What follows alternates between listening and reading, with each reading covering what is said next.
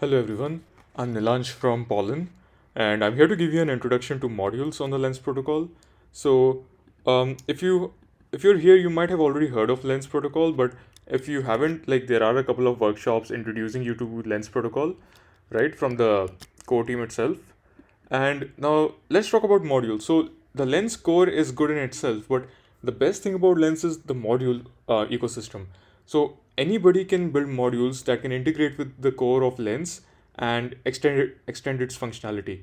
So a module is basically a smart contract that is deployed and is whitelisted by Lens protocol that follows a certain interface to help with, like maybe you want to restrict follows to only people who hold a certain NFT, or maybe you want to do something when somebody reposts your post, right? So on certain actions you can have your own logic implemented, right? So what are the modules that we have at our disposal? So we have three types of modules: follow modules, collect modules, and reference modules. So follow modules are basically called um, uh, before minting an NFT, follow NFT for someone.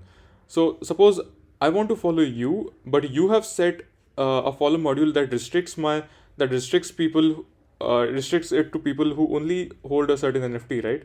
So that is so unless I hold that NFT, I cannot follow you. That is an example. There are many more cases available, like tokens and all that. Collect modules. So this is called when a user collects a module, which is like if you post something, then that post can be held as a collectible. So that is collect. Reference modules. Now reference modules have two things. They deal with comments and they deal with reposts. In my experience, like I have had a lot more ideas towards reposting than comments, but yeah, I mean anything can is doable here. So that is about the modules. Now what does a follow module or collect module or reference module look like, right? So during my fellowship, I was part of the Polygon Fellowship 2022, and during that I built 7 modules. So let me just walk you through some of them. So this was my presentation. I think I yeah, so just to show you guys, uh, I built 7 modules. So one was NFT gated, and then there were some variations of multiple NFT gated. Like you need to have all of the NFTs mentioned to be able to follow somebody, right? Um, or version is basically you need to have at least one of them. Profile gated, you need to follow some profiles before you can follow mine. And reference modules is for distributing rewards to other people, right? So I built these 7 modules. They have not been whitelisted yet because I think I still have to refine them. But I'm going to show you how they look like, right? So this is I forked Lens protocols repository, and then I uh, made developed my contracts inside of that, right? So core modules, and so in the core base and modules, so after you fork the Lens protocol, you will see there are collect, follow, and reference folders, and then these are some uh, references you already need to use. I mean, if you want to, that is. So here is the ERC 721 gated follow module, the NFT gated follow module that I wrote. Now it's not the best, right? The refinements have to be made, but so this is basically what it looks like. Don't comment on the light mode. Okay, just so yeah. So you get three things, right? You get three hooks. First is the initialize follow module. Second is the process follow, and third is the follow module transfer hook, right? So these are the three main functions you have to have in your follow module. So initializing, you can leave this empty if you don't require it. But so what I'm doing is I want to have and store the address of the NFT um, that the user has to own before following the creator. So the way it is set is the creator will set this follow module, and this will apply for any user that tries to follow the creator, right? So this is only when the creator is setting the follow module, and here I have a mapping like this profile ID uh, is setting this NFT to be used as a restriction, and so that is the creator side. Now, in the other two things, process follow and follow module transfer hook, right? So process follow, you can just do this is where your logic will go of validation. Okay, so here I am doing a check NFT ownership, like okay, do you have this NFT, right? So I'm just checking the balance of the user. Is it greater than zero? Now this is not the convention, right? I'll make a separate video on this. This is only because I had to make these in the first place, and I wanted the I just wanted to get these out, right? That is what I was going to do.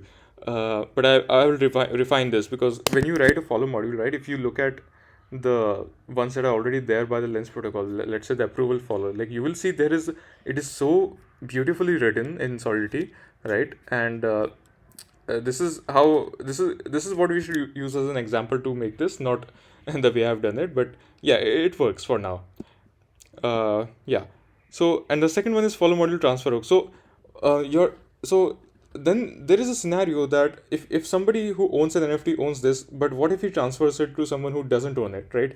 So even when it is transferred, we need to have the same logic for checking the NFT ownership, like that. Okay, the person you're transferring to, like, do they own an NFT, right? So basically, this is a very simple logic, right? So you have three hooks and they provide you all the functionality, right? And this is the part which is easy, right? Then the second part is writing the tests for this, right? So first you develop the module. Now you need to write good tests for it, because otherwise, like, you will not be whitelisted unless you write a pretty good module, a complete module, let's say.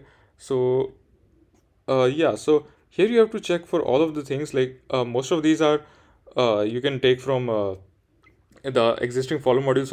Also some things will be similar, but let's say this is the processing follow test, where I'm testing like whether this will uh, revert or this should pass. So this is a scenario where it should pass, and in the negative this should fail to process follow. So you have to have all these tests written, right? This is an introduction, not a tutorial per se. So I'm just giving you an overview on what you need to do when you start with modules. So yeah, so um, contract tests, and the third thing is actually, or you also need to be wary of the errors. Let me just find the errors.sol libraries. So you need to add your errors also here. So this is a kind of a checklist. Okay, you write your Solidity code, you do your test, and make sure that the errors you're using here, right, instead of the required statement, that should be here. That is how they have made it. And the last thing is, once you think all of this is good, you can propose it to the lens protocol. Now before proposing, my project for the fellowship was to create an open zeppelin style repository, right? So what I want to do is, I want to help you build your modules, but I want to have standard modules. Like, open zeppelin has a suite of standard modules and not just creative ones. So here I want to have standard modules. Like, NFT gated is something that somebody will definitely use, right? So that's a standard module, right? That has to be there in the protocol at some point, or like one point or another. So yeah, so if you or even if it's a creative module, because I do plan to have creative modules here. uh, what I would love for you to do is, like, you can go to my repository and you can open up an issue, an issue if you have an idea of a module, and a pull request if you want me to look at your code, right? If you have uh, written a module but you're not sure if it's ready for whitelisting yet, so maybe I can help you with that. And then once that is clear, like, we have seen to your tests, your maybe found some bugs, right? Then you can maybe open a PR on the official lens repository, right? That's something that I have in mind.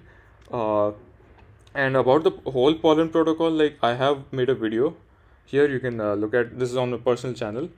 And yeah, that is a short introduction, mostly in the developer focused, kind of a developer focused introduction. But I'll try to keep my other videos short and to the point.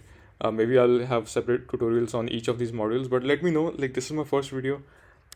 I don't even know, like, how I would go forward with this exactly, but I do want to get my modules whitelisted eventually after I refine them, write some proper tests and all that.